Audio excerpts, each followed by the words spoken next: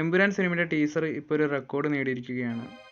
എമ്പുരാൻ സിനിമയുടെ teaser release ചെയ്ത് 24 മണിക്കൂറാകുമ്പോൾ ഏറ്റവും കൂടുതൽ ലൈക്ക് കിട്ടിയ ഒരു മലയാള സിനിമയുടെ ടീസറായിട്ട് എമ്പുരാൻ മാറിയിരിക്കുകയാണ്.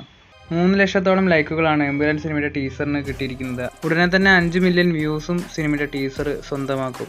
ഹൃദയപൂർവ്വം എന്ന സിനിമയിൽ പ്രധാന നായികയായിട്ട് ഐശ്വര്യലക്ഷ്മിയെ ആദ്യം കാസ്റ്റ് ചെയ്തിരുന്നു. എന്നാൽ ഐശ്വര്യലക്ഷ്മിക്ക് പകരം ഇപ്പോൾ മാളവിക മോഹനനെയാണ് സിനിമയിൽ നായികയായിട്ട് പരിഗണിച്ചിരിക്കുന്നത്. എന്തുകൊണ്ടാണ് സിനിമയിൽ നിന്നും ഐശ്വര്യലക്ഷ്മിയെ മാറ്റിയെന്ന് അറിയില്ല. ചിലപ്പോൾ വല്ല ഡേറ്റ് ഇഷ്യൂസൊക്കെ ഉള്ളതുകൊണ്ടായിരിക്കാം. ഹൃദയപൂർവ്വം സിനിമയുടെ ഷൂട്ടിംഗ് ആരംഭിക്കാൻ പോകുന്നത് അടുത്ത മാസം 10-ാം തീയതിയാണെന്ന് കൺഫേം ആയിട്ടുണ്ട്. ഇനി സിനിമയുടെ കാസ്റ്റ് ആൻഡ് ക്രൂ ഡീറ്റെയിൽസിലേക്ക് പോവുകയാണെങ്കിൽ സിനിമയുടെ കഥ എഴുതിയിരിക്കുന്നത് അഖിൽ സത്യനാണ്. അതുപോലെ സിനിമയുടെ തിരക്കഥ എഴുതിയിരിക്കുന്നത് സോനു TP ആണ്.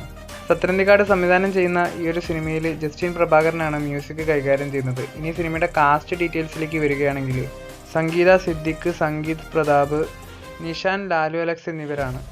ഹൃദയപൂർവ്വം സിനിമയുടെ കൂടുതൽ അപ്ഡേറ്റുകൾക്കായിട്ട് നമുക്ക് കാത്തിരിക്കാം.